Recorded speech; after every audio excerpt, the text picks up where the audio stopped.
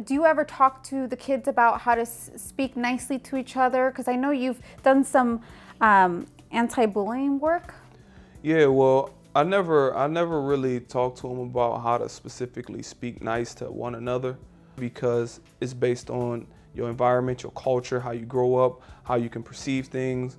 What's, like, even if you look at sports, you got some kids that's motivated by getting yelled at. Like, get out there, make that tackle, blah, blah, blah. And they get hype. And then certain kids you yell like, get out there and make that tackle, and they want to quit. So one can perceive it as negative, one can perceive it as motivating. But there's no universal language I can tell these kids specifically about something that they will get far as language wise, that they can say, okay, this is the way I'm gonna start speaking, this is the way I'm gonna start doing. I just say treat people properly. Respect. Understand what respect is. Treat people and really treat somebody as you would want to be treated. The golden rule. You are somebody's son the same way that person is somebody's son or somebody's sister or whatnot. So treat them as if that's what it is. I think a lot of times we don't do that as men. We won't treat a woman like our mother or our sister or whatnot. We see that happen all the time. We become womanizers. We're out here doing this and doing that, and we won't look at the bigger picture of what does it do, what energy does it bring, and how does that woman that you just abused take that energy into her next relationship or her children. It's a lot of variables when you start talking about language that I factor in based upon the person that I'm dealing with. How do you think people want to be heard then? I think people want to be heard through, one, it would take them understanding what is it that they want to do. I think the best way for somebody to be heard is being the purest form of themselves.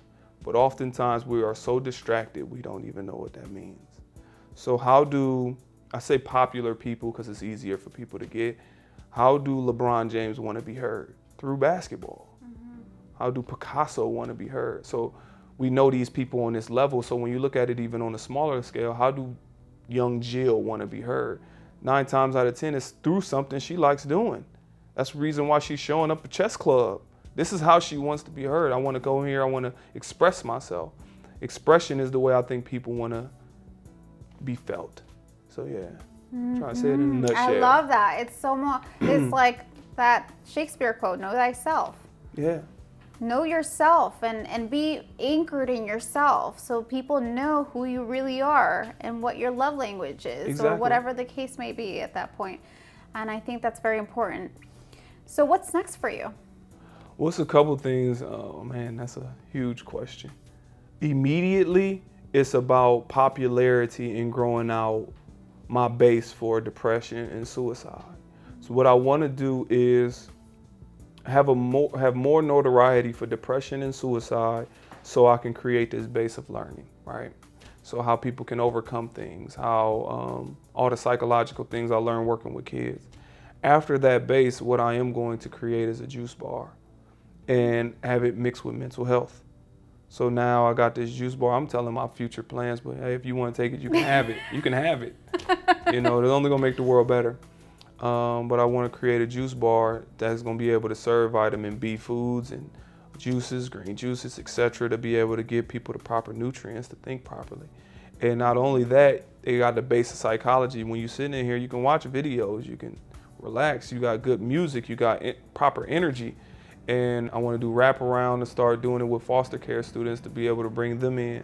So you're dealing with a lot of young girls that's being molested, a lot of young boys that's being misled, or they're teaching them to fight each other, and this person don't have their dad, and this person, it's a lot of bad energy that I want to tap into to help people psychologically and mentally, So I'm gonna use this cafe/juice bar, mental health juice bar, as a tool to create a wraparound program, bring foster kids in. And what I also want to do is get like a building and be able to foster some of these kids, and they get paid. You know how you get so much money per child through the state. What I want to do is, since I'm already making my own money speaking, and through a juice bar or mental health center, I won't have to use any of their money. I can be able to put it up and invest it or whatnot for them to receive back at 18 and 25 and 30, etc. So now they're able to receive all their money back, and if y'all have a foster care system or a foster care, let's say housing, I got a lot of young women. I can separate them and bring in women to teach them about certain things and bring in certain people to talk to them. Same thing with the young men. Like, that's my lifetime goal. So what it is immediately is focusing on the content that can create the groundwork for that facility.